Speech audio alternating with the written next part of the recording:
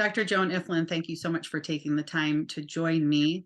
It's always such a pleasure talking to you because you are just a wealth of knowledge. Thank you. I really love being here. Thank you so much for inviting me. So let's dive right in. I'm curious to know if there's any new research on binge eating. Yes, there are two startling studies. These are review articles, which means that the researcher looked at a lot of studies. In the first case, this researcher looked at 83 studies, and I think the second researcher looked at over 20 studies of eating disorders, including binge eating disorder diagnoses. So they looked at literally thousands of people with diagnoses of eating disorders. And what did they find? They found evidence of addiction. So a hyperactive reward system in the brain indicates that an addiction is going on in that brain, which is something I have felt for decades. But eating disorders are not eating disorders, just like cocaine addiction is not a snorting disorder, and heroin addiction is not an injecting disorder. Processed food addiction is not an eating disorder. And it's very possible, just based on these two review articles where they looked at a lot of studies, that eating disorders are a misnomer. It's a misdiagnosis. And what we're actually looking at is processed food addiction. That's amazing. Now, don't you think that the word addiction has a stigma to it? It's like a dirty word, right? Except for two things. One, this was an addiction that was given to us by the tobacco industry when they came into processed foods. Remember, in the mid-1980s, the tobacco industry bought Kraft, Nabisco, and General Foods in 3 years. They had a new cheap sweetener, so they knew that they could put out their addictive substances cheaply.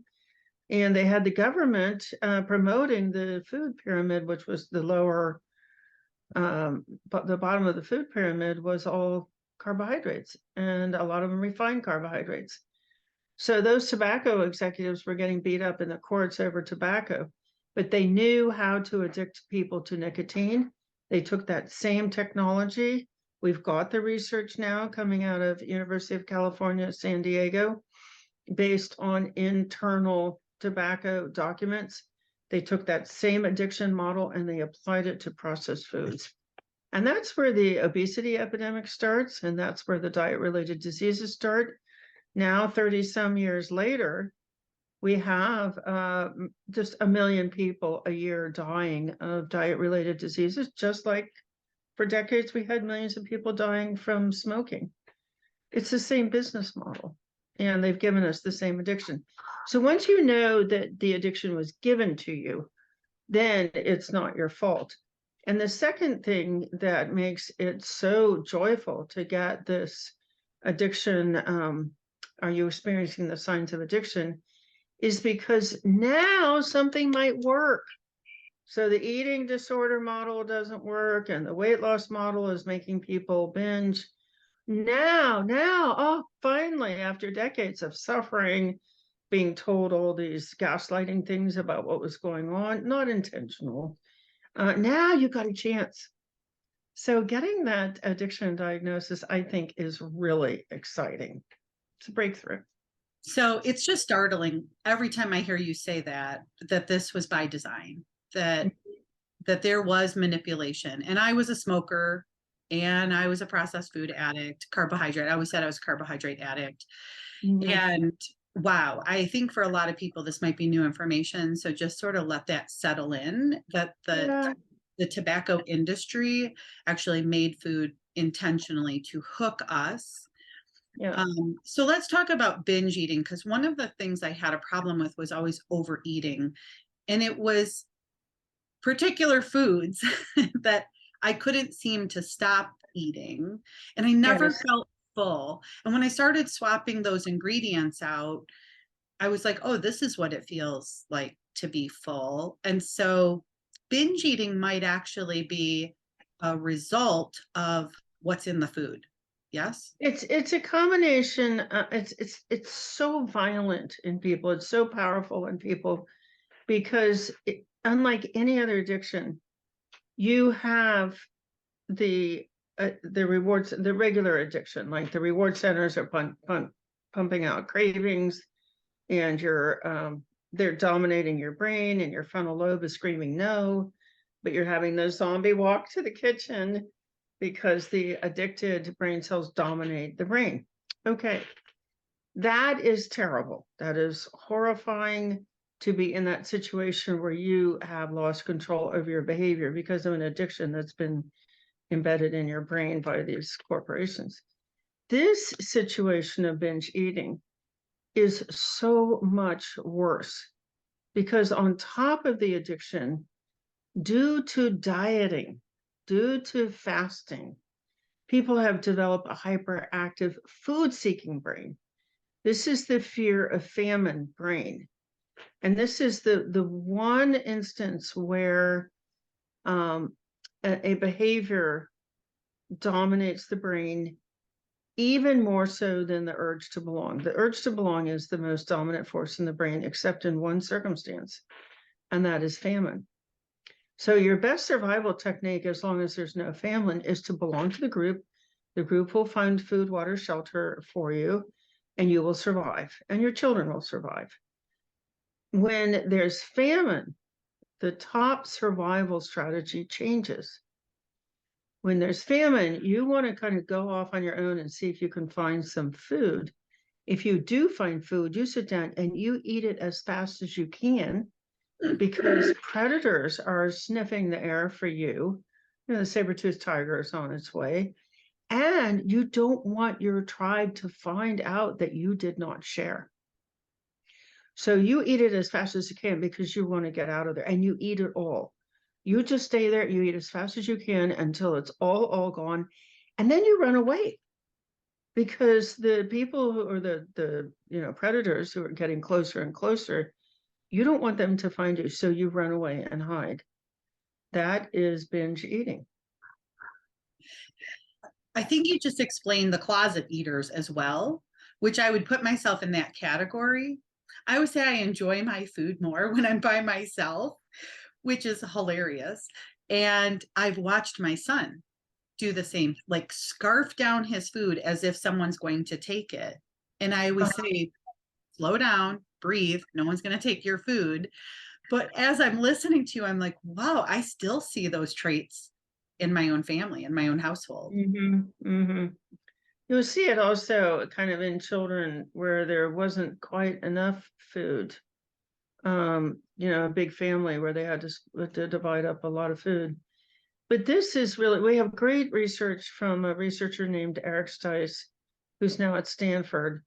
He did these brilliant studies where he would take a group of people and collect data on what they were doing with their food, put the data away for 5 years, and then go and find these same people and ask them what they're doing now. And what he was able to show is that the people who were dieting and fasting, i.e. waking up the food-seeking brain, waking up fear of famine, there's only one reason why you don't have enough food in the primitive brain, and that's because the famine is on. So 5 years later, the people who had been dieting and fasting now had eating disorders. Now we're binging and bulimia. And bulimia to me is a response to the culture's rejection of a large body. You're just desperate. You lose control. All those calories get into your body, and then the fear of rejection, the fear of not belonging, it will dominate the brain, and then up it comes. So this is all the addiction is what's at the core. And the treatment for all of these variations is the same, which is to block out the cueing, the triggering, the food stimulation, the reminders, the messaging. And so get into a space where you're hearing positive messaging. You're okay, you're strong, you're powerful, you're skilled, you're capable. You can fight off these addiction scientists at these corporations. You're doing a great job. You have great ideas. and we're here to admire you and build up your confidence and affirm you and validate you. So when you're listening to that kind of messaging all day, as opposed to the commercial messaging, which is you're not good enough, you don't do well enough, you need to buy our products to be okay. That kind of messaging is what drives us into the food in the first place. So whether it's bulimia or whether it's binge eating or even anorexia, certainly overeating, we now know 30 some years into this that the alterations in the brain that are causing this behavior are deep. Most of us were addicted as children, and there's never been an addiction that was this deep. There's so many different substances. All four of the addiction pathways in the brain are hyperactivated, and then we don't have life skills because we grew up with addicted brains. So those brains were focused on getting some more sugar or getting some more flour or getting dairy or getting excessive salt or processed fats or even getting caffeine or food additives. Those brains were not focused on and open to how do you enhance another person? How do you develop relationship skills? How do you control your thoughts? How do you control your behavior? How do you control your emotions? How do you get along with people? How do you, avoid toxic entertainment? Those skills were not absorbed. So we find in our programs, I just prepared a presentation for our weekend workshop on this topic. We are teaching 130 skills, all of which come in handy for this environment where, even the skill of taking your own food and then making other people comfortable with the idea that you're not going to be eating exactly what they're eating. These are all pretty sophisticated skills, relationship management skills. Yes. Now you mentioned, I heard you just mention in that list, I heard sugar, flour, caffeine. Can we talk about cheese for a minute? Because I have a lot of people who, of course, most people are in denial that they have any food addiction. They don't realize that they're craving something or that they're addicted to something. And I will have families, when I explain this, they'll say, oh, we put cheese on everything. Yeah, so this is really interesting. I love this question. When you look at the top 4 types of fast food, you have burgers, you have taco type, and you have pizza. And then kind of a distant fourth is you have Oriental food. So why does Oriental food occupy that distant fourth? It's because the top 3 use all 7 of the major addictive categories of food. All kinds of sugar, including high fructose corn syrup, flour, and gluten. Gluteomorphine is is in gluten. Excessive salt and caffeine in the drinks. Yeah. And then food additives, which, artificial sweeteners, etc. But dairy is a substance which right out of the cow, this is raw milk, when it's ingested by a calf. Now we're talking about a 100-pound animal, a large animal. The calf nurses and passes out. Why? Because there is so much morphine, casomorphine, in that milk. The Mother Nature wants that calf to go to sleep and absorb the nutrients.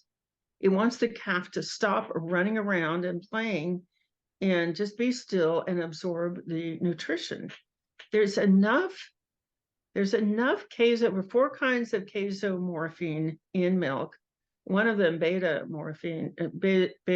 casomorphine, has been shown to attach to the same receptors in the brain as morphine. That's why it's called morphine. It's why it's called gluteomorphine. It's a drug, and it's designed to work on a calf. Now, when you take that drug, and this is raw milk right out of the cow, But when you take that milk and you pasteurize it and you heat it to high temperatures, and then you concentrate it into cheese, it's like concentrating the poppy flower into opium. It's a highly addictive substance, and it's also numbing. So we've got great research showing that when you give a rat milk, it's the experiment was brilliant. They put the rat's paw on an uncomfortably but not damaging hot plate. Is that just uncomfortable? They timed how long does it take the rat to realize that its paw is on this uncomfortable hot plate and take it off. Then they gave the rat milk and they watched, and the rat was numbed out. It left its paw in this uncomfortable position longer because it couldn't feel it. So these are numbing substances. We also know from a researcher in Germany, his name is Bodo Melnick, I got to meet him once, that dairy turns on particular genes, prostate cancer, breast cancer, acne, and weight gain. You know, not surprisingly, the goal of milk is to take a 100-pound baby calf from 100 pounds to 500 pounds in a year. It's just like the worst possible thing you could eat. Well, I love the research because I have found that when I have cheese, well, first of all, people call it a comfort food. So why is it a comfort food? Because it must be numbing us out. And I know as soon as I have my comfort foods, anytime I have a comfort food, I'm on the couch. And I'm not usually a couch person, but whenever I have a comfort food, I'm on the couch. And I will also admit, so if this is going to be the confession hour here, whenever I have something with cheese, I want cheese again the next day and the next day and the next day. And so kind of my standard mode of operation is I avoid it. And then when I do have it, I'm like, well, if I had the gluten-free pizza, now I may as well have the Mexican food and get it out of my system, because I know I'm going to keep wanting it and I won't be able to get it out of my mind. So I'll just do it 2 or 3 days in a row and then I'm done. I mean, because then by the end of day 3, if I have cheese 3 days in a row, I'm miserable. So then Yes, yeah, that's exactly right. The brain now is numb. You're numbing out the negative feelings and the positive feelings. You're just missing your life. You're just not having your life. We're born to have this wonderful exploratory, new growth, mindset kind of life and really enjoy things. The processed foods take that away from us. We're numbed out, we're tired, we're sick, we're irritable, we're anxious, we're shamed, and we're not getting the life that we're so richly deserving. I Yeah. agree. I did a class with my cooking students this fall for Halloween. We did Snickers bars. We made homemade Snickers bars with they made them with cashews and they made their own almond flour, their own nougat. I mean, they were really healthy dates. The caramel was made with dates. And then we made pizzas. So we made a healthy almond flour crust pizza. They made their own pizza sauce.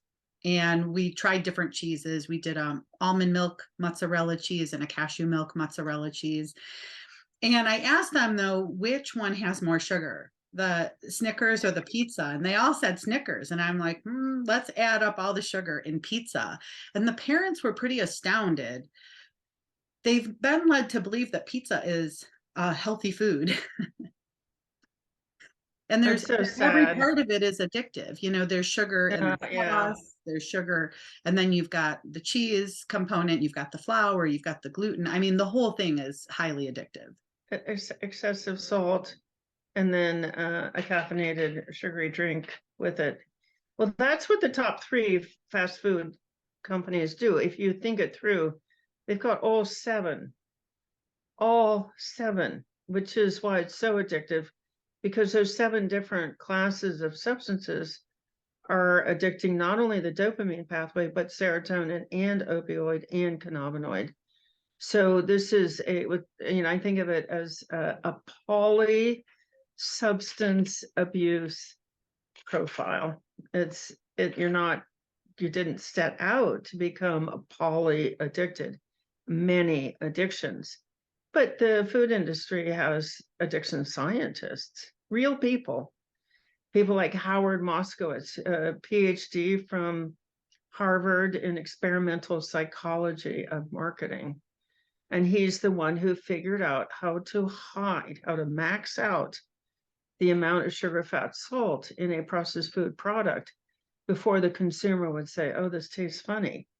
So this is part of the business model used by tobacco, used by processed foods, used even by alcohol, and used by vaping, where they hide the addictive substances in a product that's seemingly innocent. They extracted and concentrated nicotine and put it back into cigarettes. The alcohol companies, they put out these products for teenagers, alco pops, like not soda pops, but alcohol pops. And there's research showing that the amount of alcohol in the product is more than what is shown on the label. So they are trying to get enough alcohol repeatedly ingested by the youngest possible user to establish the addiction, to try to push that teenager towards addiction. And that's exactly what they did when they came into processed foods. They went after children and sugar. So the tobacco industry got a hold of Kool-Aid. They bought the Kool-Aid company, and they make the seemingly innocent product is this cool summery drink. They encourage children to develop the addiction by giving them rewards for purchases. So if you bought so many Kool-Aid packets, you could send in your proof of purchase and you could get rewards. So that is how they got children to increase the amount of sugar, the regularity of the amount of sugar, the repeated use of sugar that would then train the dopamine pathways to be addicted, which means that any kind of a reminder of sugar, not sugar itself, but a reminder of sugar would set that dopamine craving going and dominate the child's brain. Well, what did they get when they sent in their coupons? They got reminders. They got clothing, they got watches, they got cassette players, they got toys, so that now they were surrounded by reminders and the cravings were constantly being triggered. And it's just diabolical. It's very hard to imagine the depravity of people who would do that, but it's laid out in chilling detail in tobacco companies' own internal documents, where they took the Marlboro country store. Same idea. You reward people for buying the Marlboro cigarettes and smoking them with, free rewards. And what are you getting? You're getting a Marlboro logoed lighter, or a jacket, or a shirt, or a belt buckle, so that you're constantly reminded of triggering these reminders, then triggering the cravings, which are so intense that they pull the blood supply away from the frontal lobe, and you can't think your way through it. The part of your brain that would say, oh no, are you kidding? We now know that causes cancer. No, that part of the brain is not getting blood supply. It's all going back to the addicted brain, and then the brain's trying to compensate by increasing stress. It explains why it takes years and years to get control back. So this is very deeply embedded, started in childhood. Now all 4 of the reward pathways are addicted and hyperactive, pumping out cravings all the time. It takes years and a tremendous amount of skill, like I said, 130 skills to stop the stress, which then will stop the addiction, stop the cueing, stop the food stimulation, get your brain surrounded by safe, positive messaging. Yeah, but it's possible. Our program now, we broadcast 15 to 17 hours a day over Zoom. So now it's possible. It's even easy to surround your brain with positive, expert, science-based knowledge.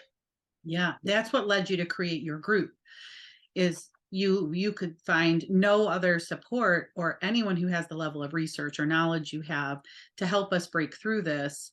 And so you have the addiction reset community. Yes, yes. We had the addiction reset community, which the centerpiece is recovery from processed foods. But now 5 years into it, we've had it for 5 years. We are going to pivot that community to the results. So all these 5 years, oh yeah, I know your diabetes went into remission. Isn't that cool? Oh, you don't have the heart disease markers anymore. Yeah, that's so cool. Your blood pressure is normal, right? Your anxiety is gone, and your depression is gone, and oh, you got pregnant after all these years of trying. Great. So we're going to do a pivot and promote our new community is the remission optimistic community, where people who have been given uncurable diagnoses can come, and we will structure all the things that we know about. The laughing is very healing. Laughing and qigong and meditation and breath work and clean eating, which is the hardest thing to do. And then you're surrounded by people who are doing these things, so you can normalize it, and your urge to belong will be kept safe. You'll be belonging. You'll have that urge to belong to people who are doing these really, really healthy things. So I think it's refreshing for people to know that it's not just them. oh my gosh, you did not. The weight gain was not your fault. The loss of control over eating was not your fault. The weight regain was not your fault. The progression onto binging was not your fault. The development of diabetes, heart disease, high blood pressure, high triglycerides, none of that was your fault. The pharmaceutical industry was just waiting to step in and say, oh, now we have all these diseases. Well, let's sell them pharmaceuticals. All of those conditions I have seen go into remission. And we just have a new report. It's called a expert consensus report from the American College of Lifestyle Medicine, saying that diabetes should be treated for remission, not for control, not to slow the progression down to amputation and blindness and kidney failure and early death. That should not be the goal of treatment. It should be remission, because you can put it into remission. You just need a more intense program. Yeah. So that was a huge breakthrough from the American College of Lifestyle Medicine.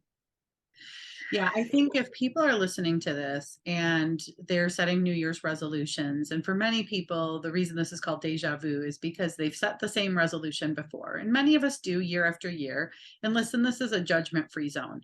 It took me 6 times to quit smoking. And my motto became never quit quitting, because I would end up going back to it. Quitting sugar was just as hard. That's how I had determined a long time ago, for me, this is like an addiction. Without any of the research, I had no idea that there was the research out there. But for me, getting off of sugar was the same as quitting smoking. Mm-hmm. And I was irritable and crabby and would cry and would just have to go to bed if I couldn't eat carbohydrates. I just wanted my carbohydrates. And type 2 diabetic, high triglycerides, over 200 pounds, fibromyalgia or chronic inflammation, leaky gut, like now all kinds of food sensitivities now. So I understand how we can get caught up in that. And then we go into a self-blame and a judgment. And I too have been telling people for a long time, it's not how much you eat, it's what you eat. And when Absolutely. you eat what you eat, how much you eat will take care of itself.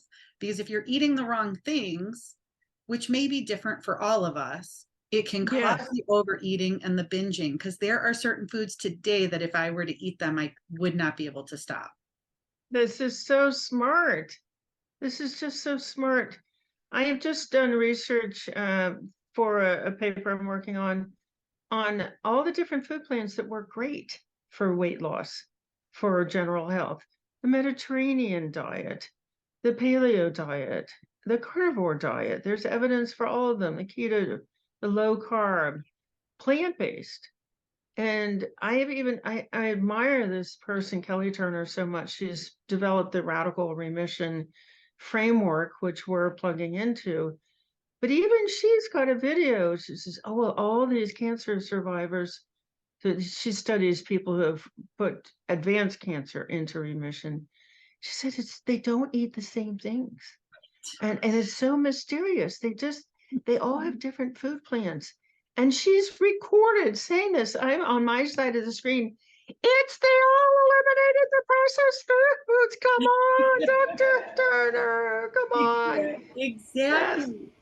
You know, I did find in coaching people that I had to take them through an elimination protocol, because when you tell someone you can't have this, you can't have this, you can't have this, like then they just rebel, right? Aren't we all a little kid at heart, and that's like mom telling us no, so we're just going to rebel and go do it anyways. So they have to come to the decision themselves. So if we take them through a protocol where they take these things away, rest the digestive system, and then they learn new ways. That's how my classes always ended up in the kitchen, because I had to teach them something new to replace it with. Then in month 3, I let them reintroduce foods.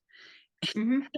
They would have the realization. They would call me and say, oh my gosh, it's the skinny pop. Oh my gosh, I was eating too much sugar. Oh my gosh, it's the baked goods. But now that you taught me how to make healthy ones, I'm going to make those. But they came to the realization, Dr. Joan, and that's, I think, what led me to start teaching kids. Because again, if you go tell a child, don't eat that, don't drink that, that's got too much sugar, and you're trying to push healthy stuff on them, Right. unlike what their friends are eating or what they see at school, it's not their idea. I think that's what I'm getting at. The elimination It has to come from inside you. It has to come from your own voice of wisdom. You're describing a brilliant approach to curbing addictions, which is you're harnessing a very high level function in the brain, which is pain aversion. So you got your members off of the processed foods and then let them reintroduce it and experience the pain. And then when you can associate pain with that substance, it's like, not today. No, I'm not going to eat it today. It hurts too much. Brilliant. Good work. Yes. And that's where the name Freedom Kitchen came from, because my students would say, you set me free. Mm-hmm. It is very much like walking out of prison. You're walking out of the diet prison, you're walking out of the disease prison, you're walking out of the being dragged across town to your favorite fast food place. Your brain is freed from cravings. You get to think about what you want to think. The unstable emotions go away, and now you can actually connect with other people reliably. It is totally like walking out of a prison inside your own freaking head. That's where they got. That's where the tobacco industry went, inside your head to your brain cells. It's not a fair fight unless you have a lot of skills. I have the kids having realizations like that now. I have kids starting with me at age 6 to 18, and they have that realization. They say the food companies put food dye in here to make it look prettier because they think we'll buy more. Like they're having these realizations. So cool. It's just so cool. It's yeah, the sooner you get that only 1% of what is sold in a grocery store is for you, the other 99% is for the profits of the processed food industry. 1% of the food in a typical grocery store is real food. The rest of it is drugs. I know that sounds way over the top, but I've got the evidence for it. The researchers are all over this. They're pumping out new research all the time. It's not reaching the public except for wonderful people like Lisa. So yay. Yes. Yay. Yes. For everyone who's watching this, I want you to check out Dr. Joan's community on Facebook. Last I checked, there's about 22,000 people following her on Facebook, and the research that she has on addiction. For many of us, we were labeled as having poor self-control or no willpower. Let me tell you, I have willpower. Childhood issues. Yes. Yes. So I was on antidepressants and anti-anxiety pills. And so I was on 3 different ones: Ativan, Zoloft, and Wellbutrin, from 26 to 36. Oh, I'm so sorry. And those are hard to get off of. Yes. Yeah. And what you really want to do is let those reward pathways heal up and open up and start to work for you. That's the source of pleasure and satisfaction and a feeling of good. it's when those start to work again, you realize again all the depression, the irritability, the anxiety, the shame, even resentment and judgment, the mad, the sad, the guilty, that was all coming from a chemical reaction to the sugar, fats, salt, everything in the processed foods, those intense formulations. And then you get to meet your real self. You're lovely, fantastic, charming, smart. Yeah, I can't tell you how many times people have told me over the years, I was labeled slow as a child. I wasn't slow. I was numbed out on processed foods. And now, even, it's never too late to discover that you're really smart and you're really lovely and you're good company for yourself. Never too late. Well, you do bring up that our kids, in talking about depression and anxiety and being labeled, look at how many kids now are being labeled, and they're getting free food. Most of them now get free breakfast from the government, and how many people are getting subsidized lunches. And I don't know if I ever told you this, but at my daughter's my kids' middle school, they had a red slushy machine. And so my daughter's lunch every day was a red slushy and a chocolate chip cookie. And I was like, what? And that's a whole nother story, because at the time I was trying to allow my kids to be more independent and make their own decisions. And then I thought, oh my gosh, now I can't tell her, no, don't do that. But here I was like revamping my entire lifestyle. I raised them on fast food though, and box foods. So at that point in time, I was like, this is my creation. And I talked to the principal and I said, is this a good idea? You got a red slushy machine there? And you know what she told me? The parents put it in. The PTO made money off that slushy machine. That was like a fundraiser to have. So you had to buy the slushy. You had to have money for the slushy. It's so bad out there. And it's just people like you're just, there's a special place for people like you who are getting the word out. This is the emperor has no clothes story. Yes. Everything that comes over media about food, because I can read it through the lens of the processed food addiction research, none of it is true. Right. None of it. But blueberries, you could eat all the blueberries you want, but if you're eating processed foods, toxic processed foods, the blueberries are not going to help you. I don't care whether they're a superfood or not.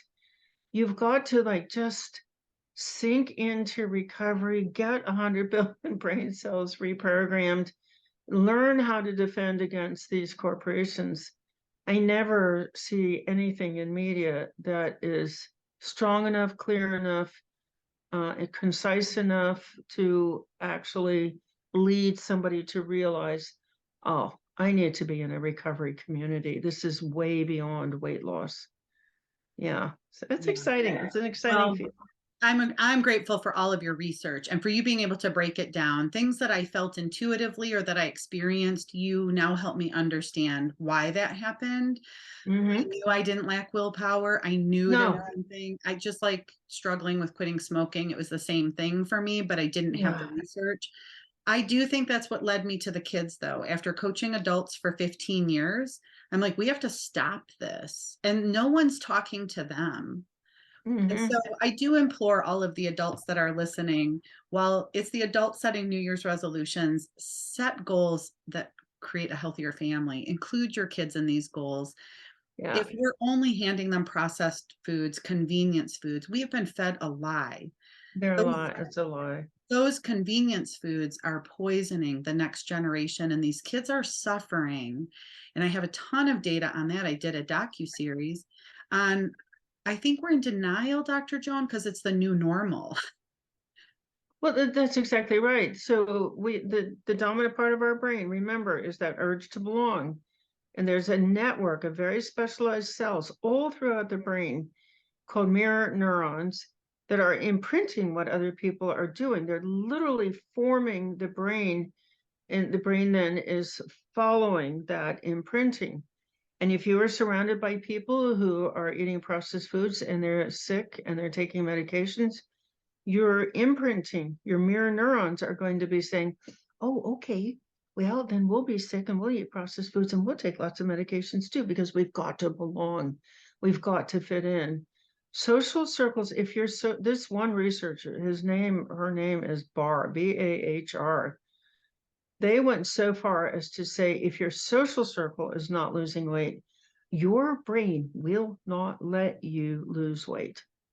So this is the whole concept between the addiction reset community and the remission optimistic community, is that you're around people who are fighting off these corporations, who are healthy, who are doing these things that just make us feel so incredibly great, who are fully realized. I call them fully realized people, fully realized humans. This is what we are designed to do fully. But that's the big secret, is to make sure that your mirror neurons are following healthy people. Just if you want to know why you can't get control of your food, just look at the 5 people that you see most often. And I can almost guarantee you that they're not fully functioning, fully healthy humans. Because at this point, 88% of Americans have either high triglycerides, high blood sugar, high blood glucose, high cholesterol, or a high waist to hip ratio. So they're overweight. 88% of Americans. The likelihood that you're going to be surrounded by 5 people who don't have one of those things is pretty darn remote. So yeah, that's exactly why we designed the addiction reset community and the remission optimistic. If you have a diagnosis and you've been told it's not curable, just give us an email, info@processedfoodaddiction.com, and we'll help you. Yes. Oh my gosh. I'm so grateful for that. We will have all of your links here. I do want everyone to reach out. That's why we brought all of these experts together. Dr. Joan is the expert on food addiction, processed food addiction, not just sugar addiction. Dr. Joan has the information. We all hear about sugar addiction now. I think it's becoming more commonplace, but Dr. Joan's research really shows us cheese and excess of salt and all of these things that are addictive. And if we look around, it's in all those pretty colorful packages, all those convenience foods, and it is what we're feeding our kids. Right. So, well said. Well said. well, thank you for joining me today. I'm just thrilled. So am I. Thank you so much, everyone, for being here. Reach out to Dr. Joan, and until next time, farewell.